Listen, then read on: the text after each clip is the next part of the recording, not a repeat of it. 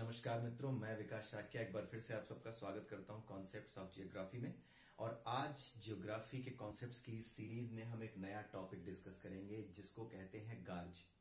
ठीक है, 3 गार्ज की बात हम करेंगे। एक है हमारा सिंधु गार्ज जो सिंधु नदी से रिलेटेड है, दूसरा है हमारा सिपकिला गार्ज और तीसरा है हमारा दिहंग गार्ज। ये तीनों अलग अलग नदियां हैं। ठीक है, दिहंग नदी, शिपकिला गार्ज जो है वो सतलुज नदी पे, और उसके अलावा सिंधु गार्ज ये सिंधु नदी पे। लेकिन सबसे पहले हमें ये देखना है कि ये गार्ज वास्तव में होता क्या है, गार्ज है क्या। ठीक है, आप एक सिचुएशन इमेजिन करो, आपने ऐसी जगह देखी जरूर होगी, कुछ ऐसी सी आकृति आप इमेजिन करो। ये पहाड़ है, ये पहाड़ियां बनी हुई हैं और बीच में क्या है, एक ऐसी जगह है, ठीक है, जहां पे नदी बहती चली आ रही है नीचे से। ठीक है, यहां से पहाड़ के ऊपर चढ़ के अगर आप देखते हो तो नीचे एक पतली सी लकीर के रूप में एक नदी आपको दिखाई देती है। ठीक है, तो ये जो जगह है ना जिसमें नदी बह रही है और किनारे किनारे ऊंचे उठे हुए पहाड़ हैं, इसी जगह को, यही जो जगह है जिसमें नदी बह रही है, इसी को हम क्या कहते हैं, गार्ज कहते हैं।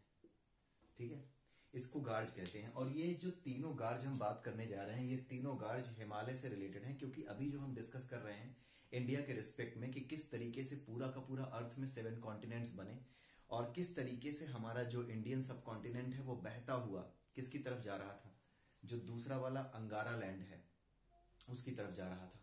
ठीक है, एक अंगारा लैंड था और एक हमारा था। ठीक है, तो ये दोनों बह करके जा रहे थे। गोंडवाना लैंड, तो गोंडवाना लैंड नीचे का हिस्सा था, अंगारा लैंड ऊपर का था, बीच में टेथिस सी था और ये जाकर के जो अंगारा लैंड है उसे टकरा रहा था, और बीच में जो टेथिस सी था उसी में मलबा इकट्ठा होकर के हिमालय ऊपर उठा है। ठीक है, वहां तक हमने देखा था पिछले वीडियो में। अब हम बात कर रहे हैं गार्ज की। गार्ज का रिलेशन क्या है हिमालय के उठने से, और हिमालय के रिस्पेक्ट में नदियों का क्या रिलेशन है, क्या ये नदियां हिमालय से पहले थीं या हिमालय के बाद आई, इसको हम आज देखेंगे। और गार्ज का रिलेशन इसी बात से है कि ये नदियां हिमालय के बाद नहीं, ये हिमालय के पहले से बहती हैं। ठीक है, तो आइए देखते हैं कि गार्ज का निर्माण हुआ कैसे। तो पिछले वीडियो में हमने देखा कि जो टेथिस सी था, ये था हमारा टेथिस सी, बीच में ये वाला एरिया सी था, और इधर से इंडियन सब कॉन्टिनेंट ऐसे बहता हुआ जा रहा है और इससे टकराया, और यहीं पे क्या हुआ, हिमालय उठ गया। ठीक है, जब हिमालय उठ रहा था तो हिमालय जब यहां पर बन रहा था तो हमें पता है कि अंगारा लैंड से भी और गोंडवाना लैंड से भी अलग अलग नदियां बह करके कहां मिलती थी, टेथिस सी में ही मिलती थी। तो जो ये नदियां बहती थी उन 3 नदियों का नाम हम आज देखने जा रहे हैं, जो हिमालय के साइड में आज बहती हैं। ठीक है, वो हिमालय से पहले भी बहा करती थी। उन 3 नदियों के नाम है सिंधु, इंडस रिवर, और दूसरी नदी है सतलुज। ठीक है, और तीसरी नदी है ब्रह्मपुत्र। ठीक है, ब्रह्मपुत्र का ही जो नाम है ना वो दिहंग है, दिहंग नदी। ब्रह्मपुत्र नदी जब वहां से निकलती है, चाइना में जो तिब्बत का पठार है वहां से निकलती है, और जब तक वो चाइना में बहती है तब तक उसको हम कहते हैं सांगपो। क्या कहते हैं, सांगपो। जब वो इंडिया में अरुणाचल प्रदेश में आती है, एपी में आती है, तो उसको क्या कहते हैं, उसका नाम हो जाता है दिहंग। ठीक है, उसके बाद अरुणाचल प्रदेश से जब ये आसाम में घुसती है, आसाम में कहां से घुसती है, सादिया से घुसती है। सादिया नाम की एक जगह है, वहां से घुसती है, जहां के अपने भूपेंद्र हजारिका थे। ठीक है, ढोला सादिया। और यहां से जो धुबरी पट्टी है, धुबरी पट्टी नाम की एक जगह है, आसादिया से लेकर के धुबरी पट्टी, ये पूरा जो आसाम का एरिया है, यहां पर जब ये नदी बहती है तब उस नदी को हम कहते हैं ब्रह्मपुत्र। ये आप याद रखिएगा, ये छोटा सा फैक्ट है, जानने के लिए हमने इसको इसमें कवर कर लिया। अदरवाइज जब हम अपनी ब्रह्मपुत्र नदी को पढ़ेंगे, ठीक से पढ़ेंगे, तो हम पूरा का पूरा डिस्कस करेंगे कि कैसे ये किस तरीके से कहां कहां से होकर के जा रही है और इसमें कौन कौन सी नदियां आकर के मिलती हैं। ठीक है, लेकिन अभी हम कॉन्सेप्चुअल चीजें पढ़ रहे हैं, तो बीच में जो फैक्ट्स आ रहे हैं वो हम डिस्कस करते जा रहे हैं। सो सांगपो, उसके बाद दिहंग, दिहंग के बाद आसाम में इसको कहा जाता है ब्रह्मपुत्र। ब्रह्मपुत्र जब ये नीचे धुबरी पट्टी से आगे जब ये निकलती है तो धुबरी पट्टी बांग्लादेश में जो ब्रह्मपुत्र है उसका प्रवेश द्वार है, यानी धुबरी पट्टी के आगे जाकर के ये बांग्लादेश में प्रवेश करती है। और बांग्लादेश में इसी नदी को, जो ब्रह्मपुत्र के नाम से आसाम में जानी जा रही है, उसको कहते हैं जमुना। ठीक है, तो इतने नाम हैं आपके ब्रह्मपुत्र रिवर के। ठीक है, तो ये जो सांगपो रिवर है या जो ब्रह्मपुत्र रिवर है या जो दिहंग नदी है या जमुना नदी कुछ भी कह लीजिए, ये जो नदी है ये हिमालय बनने से पहले से बह रही है। उसी तरीके से जो सतलुज नदी है ये भी हिमालय बनने से पहले से बह रही है। सिंधु नदी भी हिमालय के उठने से पहले से ही बह रही है। इसीलिए इन नदियों को हम क्या कहते हैं, पूर्ववर्ती या एंसेस्ट्रल रिवर्स, पूर्ववर्ती नदियां, और you can say ancestral reverse. तो इनको एंसेस्ट्रल रिवर्स कहा जाता है इन तीन नदियों को। और ये जो तीन नदियां हैं जो हिमालय बनने से पहले बह रही हैं, इन्हीं तीनों नदियों पे गार्ज मिलते हैं। गार्ज अभी हमने देखा होता क्या है, अब हम समझेंगे कि क्यों मिलते हैं। ठीक है, गार्ज क्यों मिलते हैं। ठीक है, तो आप ऐसे समझ लीजिए कि ये है आपकी सिंधु नदी और यहां से आपकी निकलती है ब्रह्मपुत्र, जो ऐसे ऐसे करके बहती है ब्रह्मपुत्र। ब्रह्मपुत्र भारत की सबसे लंबी नदी है, भारत में बहने वाली सबसे लंबी नदी ब्रह्मपुत्र है। ठीक है, ये है ब्रह्मपुत्र नदी। उसके बाद एक निकलती है यहीं से सतलज नदी।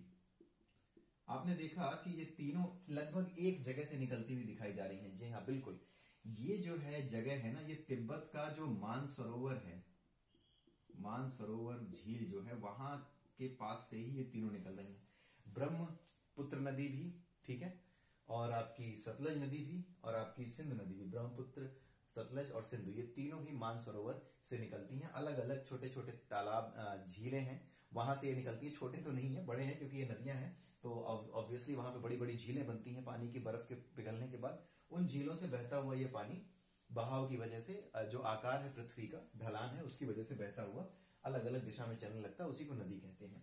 ठीक है, तो ये जो सतलुज नदी है ये निकलती है राकस ताल नाम की एक जगह है मानसरोवर के पास ही, राकस ताल।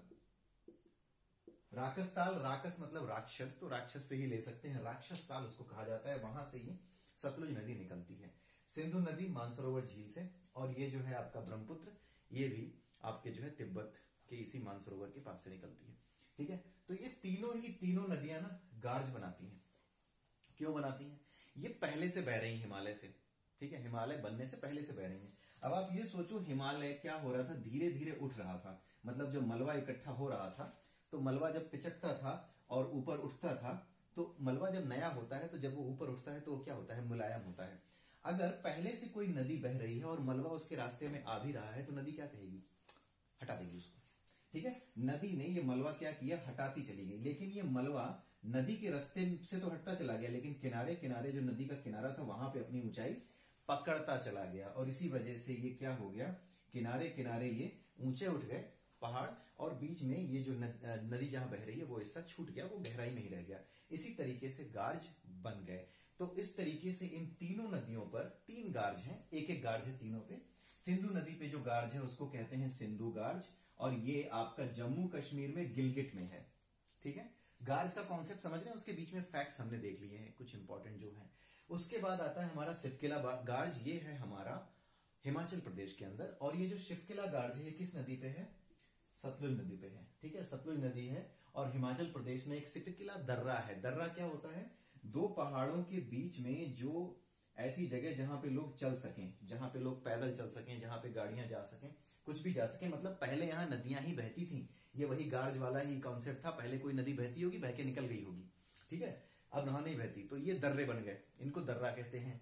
तो गार्ज दर्रा ऑब्वियसली केवल नदी के बहने की वजह से गार्ज कहते हैं, और जहां पे नदी नहीं बह रही, बह के निकल गई, पुराने समय में कभी कोई बहती रही होगी, वो निकल चुकी है, अब साफ हो चुका एरिया और वहां पे पैदल लोग चल सकते हैं, कुछ जगहों पे सड़कें बन गई हैं, तो उसको हम क्या कहते हैं, दर्रा कहते हैं।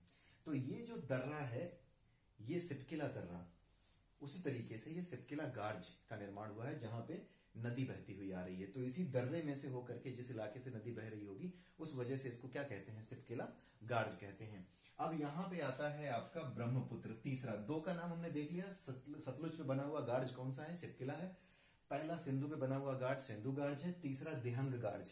ठीक है, ब्रह्मपुत्र नदी इंडिया में अरुणाचल प्रदेश में यहां से घुसती है, जैसे यहां घूम रही है ना, इस जगह से घूमती है। यहां से घूमती क्यों है, क्योंकि यहां पे ना एक पर्वत है, हिमालय पर्वत की ही एक चोटी है, उसका नाम पता है क्या है, नामचा बरवा।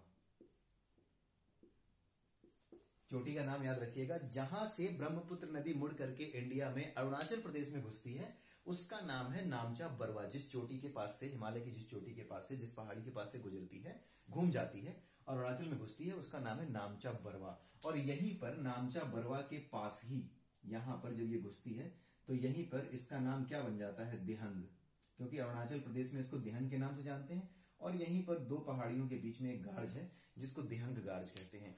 और ये गार्ज, ये तीनों हमारे कवर हो गए। और ये तीनों के तीनों गार्ज उन नदियों पे हैं जो हिमालय बनने से पहले से बह रही हैं।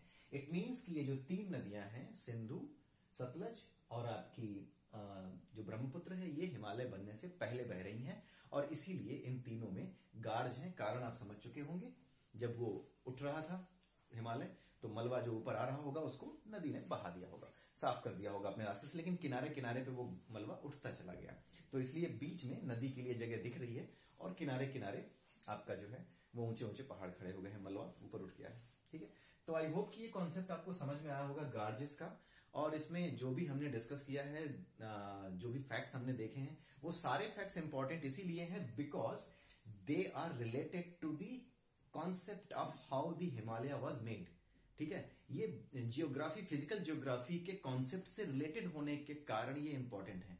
हर वो चीज जो कॉन्सेप्ट से रिलेटेड हो, हर वो जगह जो कॉन्सेप्ट से रिलेटेड हो, किसी भी तरह का भूभाग जो धरती पे बना है या किसी भी तरह की स्थलाकृति, कोई भी स्थलाकृति जो कि किसी विशेष कॉन्सेप्ट के अंदर आकर के बनती है, उस आकृति का कोई नाम किस जगह पे है, कहां पे है, वो जियोग्राफी में एक इंपॉर्टेंट फैक्ट हो जाता है। And in any examinations this should be asked, this must be asked. क्योंकि जब भी एग्जाम्स होते हैं, एग्जाम कभी भी आपकी जानकारियों के नहीं होते, वो आपके जो नॉलेज है ना, नॉलेज और जानकारी में फर्क होता है। आपके नॉलेज को टेस्ट करने के लिए, आपकी इंफॉर्मेशन आपके पास कितनी है उसको टेस्ट करने के लिए नहीं है।